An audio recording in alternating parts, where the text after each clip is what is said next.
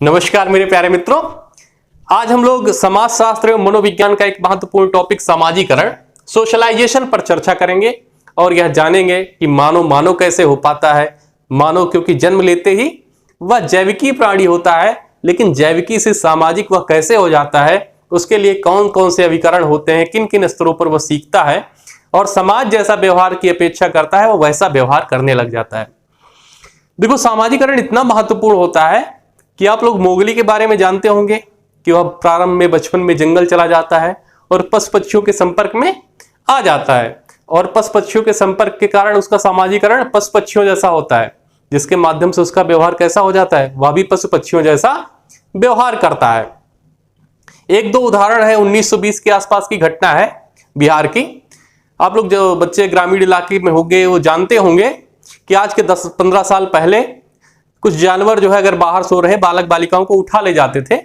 तो ऐसा ही हुआ कि एक लोमड़ी शायद दो बालिकाओं को जो छोटी थी उनको उठा ले गई और किसी कारण से उन्हें मारा नहीं, तो वो मांद में पाई गई और कुछ वर्षों बाद उन्हें देखा गया कि वो लोमड़ी की मांद में जो बालिकाएं थी वो 4 पैर सोपने चल रही थी, कच्चा मांस का सेवन कर रही थी। यानी उनका सामाजिकरण किसके बीच हो गया? लोमड़ी के बीच। तो उनका व्यवहार कैसा हो गया? लोमड़ी जैसा।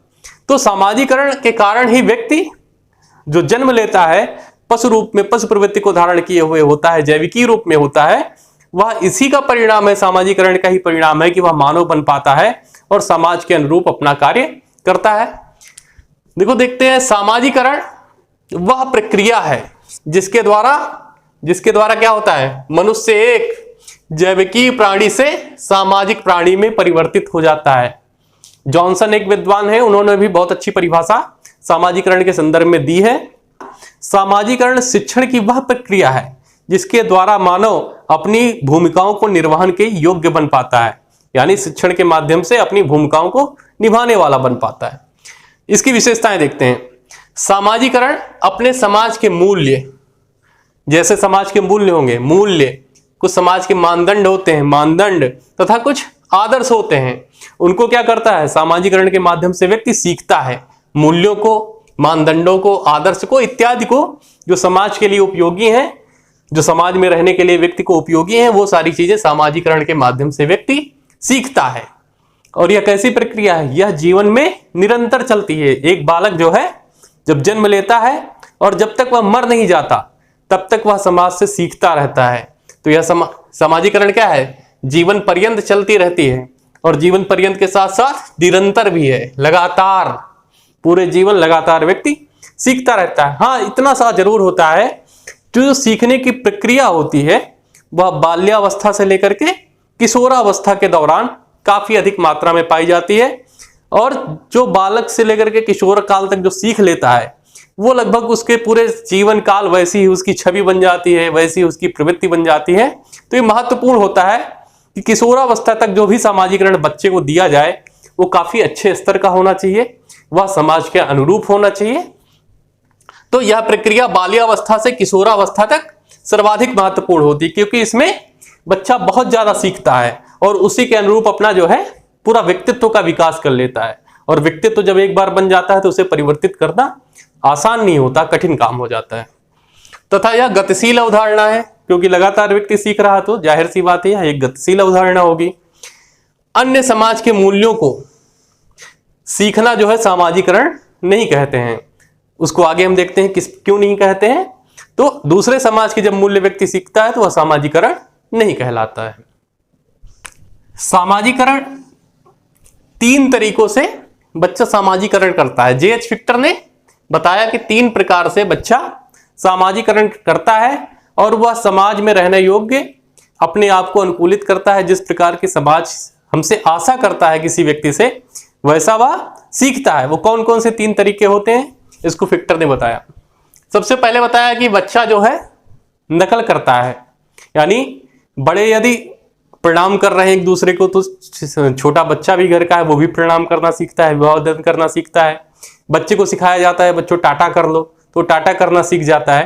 तो नकल करता है और नकल के माध्यम से अपने आप को विकसित करता है, यानी मनुष्य बनने का उसका जो है चरण प्रारंभ हो जाता है।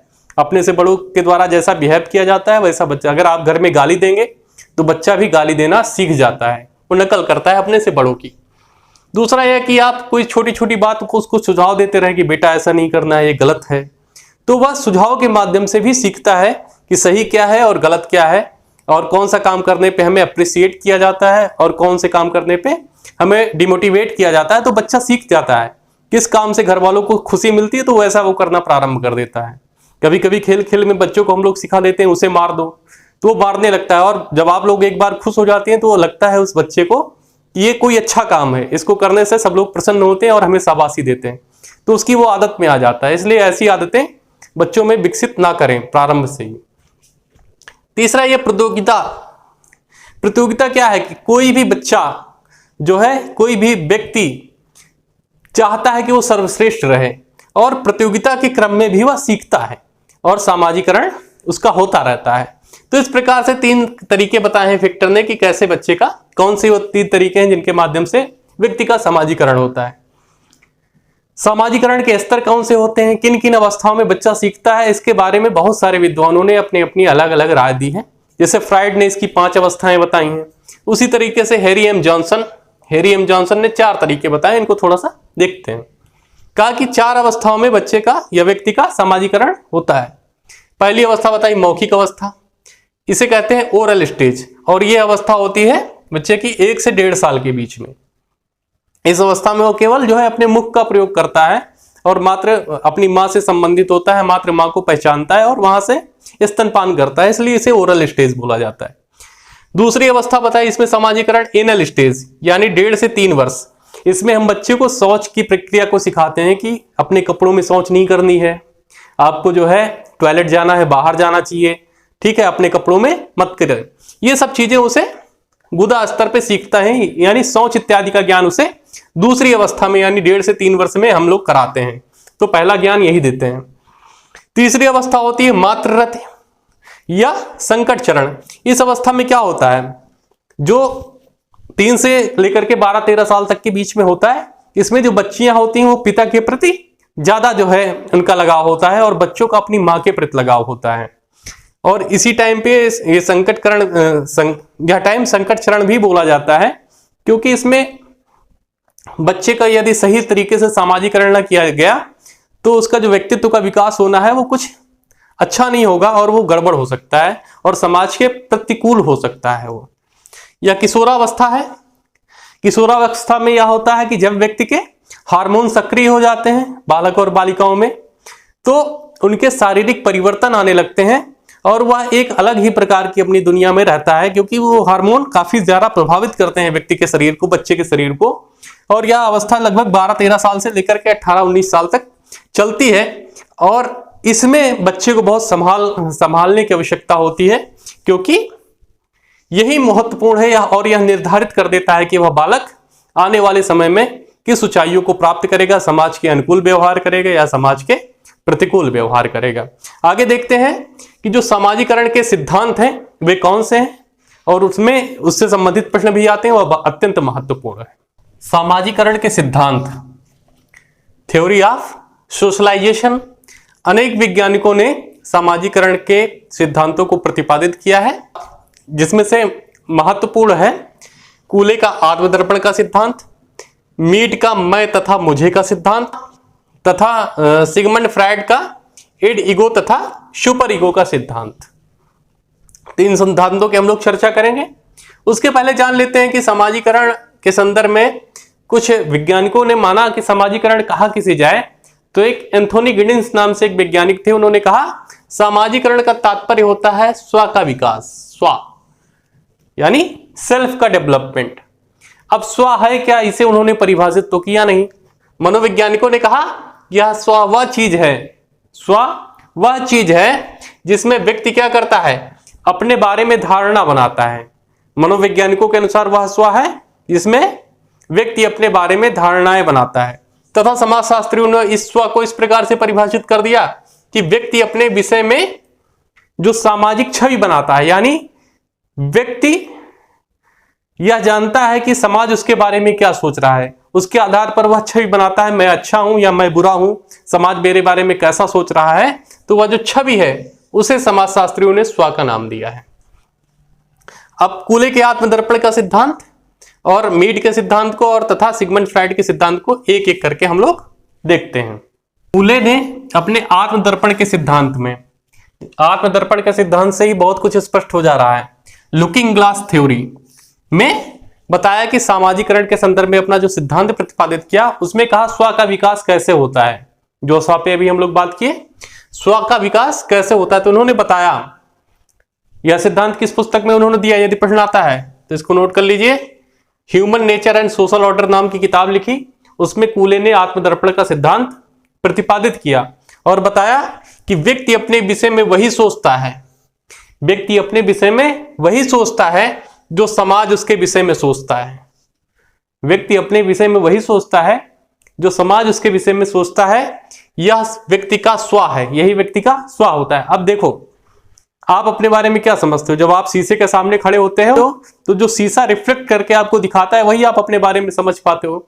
इसी प्रकार से एक व्यक्ति है, वह जब समाज में खड़ा होता है तो समाज के लोग उसे जो कहते हैं कि आप अच्छे हो, आप बहुत सुंदर हो, आप अच्छा गाते हो, तो वह आप समझने लगता है कि हाँ, मैं बहुत अच्छा हूं, मैं बहुत सुंदर हूं, मैं अच्छा गाता हूं, इत्यादि इत्यादि चीजें। तो समाज एक तरह से शीशे का काम करता है, आईने का काम करता है व्यक्ति को उसका चेहरा दिखाने के लिए, और यहीं से व्यक्ति का स्व का विकास होता है, यही व्यक्ति का स्व कहलाता है। इसको कूले ने आत्मदर्पण के सिद्धांत में अपने बताया है। मीड का सामाजिकरण का सिद्धांत, जिसे मैं तथा मुझे, आई एंड मी के नाम से जाना जाता है, यह सिद्धांत मीड ने अपनी पुस्तक माइंड, सेल्फ एंड सोसाइटी में दिया था। इसे नोट कर लीजिएगा। मीड ने आई एंड मी का जो सिद्धांत है सामाजिकरण का, उसे अपनी पुस्तक माइंड, सेल्फ एंड सोसाइटी में दिया था। इन्होंने मैं और मुझे में के बीच जो अंतःक्रिया होती है, उसी के परिणाम स्वरूप स्व का विकास होता है और उसी के माध्यम से सामाजिकरण होता है व्यक्ति का। इन्होंने कहा मैं किसे माना जाए, इनके संदर्भ में मैं क्या है, आई क्या है, तो उन्होंने आई कहा, आई के बारे में बताया, मैं व्यक्ति द्वारा दूसरे के प्रति किया जाने वाला व्यवहार, यानी एक व्यक्ति के द्वारा जो दूसरे के प्रति किया जाता व्यवहार है, वह आई का प्रतिनिधित्व करता है। तथा मुझे, मी के बारे में बताया, व्यक्ति द्वारा दूसरों के प्रति किए गए व्यवहार की प्रतिक्रिया, यानी किसी ने किसी के प्रति कोई व्यवहार किया और उसके प्रत्युत्तर में किसी ने कोई व्यवहार किया होगा और उसके परिणाम स्वरूप उसने जो प्रतिक्रिया की, वह मुझे को इंगित करता है, मी को इंगित करता है। और इन्होंने बताया कि सामाजिकरण कैसे होता है, जब मैं तथा मुझे की अंतःक्रिया होती है दोनों के बीच में, तो स्व का विकास हो जाता है। इस प्रकार से मीड का या मैं तथा मुझे का सिद्धांत है सामाजिकरण के संदर्भ में। फ्रायड ने बताया कि सामाजिकरण का विकास सामाजिक अंतः संबंधों से नहीं होता, बल्कि यह एक मानसिक अवस्था है। मानसिक अवस्था में व्यक्ति अपने स्व का विकास करता है, और इसके लिए उन्होंने बताया इड, ईगो और सुपर ईगो, यानी मानव मस्तिष्क की 3 अवस्थाएं होती हैं। इड होता है, ईगो होता है तथा सुपर ईगो होता है। जो इड होता है, यह व्यक्ति की नैसर्गिक अवस्था होती है और इसमें व्यक्ति पशु प्रवृत्ति जैसा होता है, यानी उसकी बेसिक इंस्टिंक्ट होती है।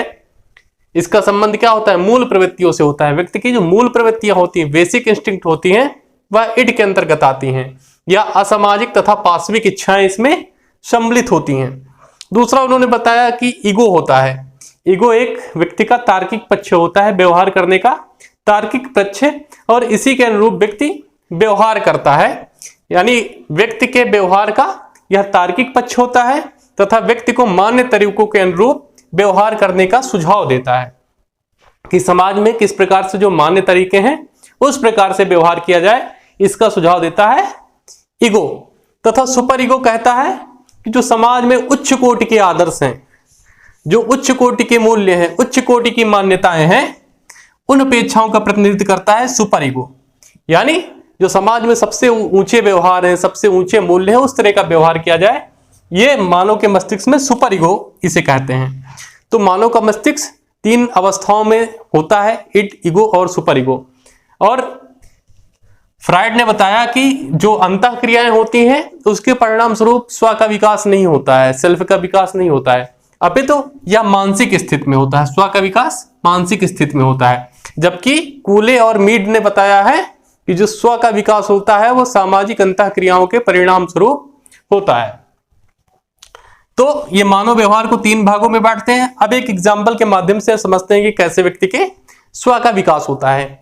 कोई व्यक्ति बढ़िया गाड़ी एक चमचमाती हुई लेकर के आए और आपके अंदर ये जिज्ञासा प्राप्त हो जाए कि इसको मैं चोरी कर लूं, तो यह आपकी इड है, पाशविक प्रवृत्ति है, या आपकी असामाजिक प्रवृत्ति है। लेकिन उसी क्षण आपके अंदर यह विचार आया कि चोरी करना पाप है, यानी आपका अहम ईगो आपको बता रहा है कि यह तार्किक पक्ष नहीं है। आप मेहनत करिए, खूब पढ़िए, कमाइए, उसके बाद ऐसी गाड़ी आप स्वयं खरीदिए। तो ईगो ने तो कहा इसको चोरी कर लेते हैं, यानी यह असामाजिक है। पाशविक इच्छाएं व्यक्ति के व्यवहार में रहती हैं, लेकिन उसी पल यह विचार आया कि नहीं, हमें मेहनत करके पैसा कमाना है और तब गाड़ी खरीदनी है। ठीक है, लेकिन जब इसी प्रकार से सुपर ईगो में जाए तो व्यक्ति सोचे अरे गाड़ी खरीदना क्या जरूरी है, हमें एक दिन तो हमें जो है भगवान के यहाँ जाना ही है, एक दिन तो हमें मोक्ष प्राप्त करना ही है, तो वो गाड़ी ही नहीं खरीदेगा।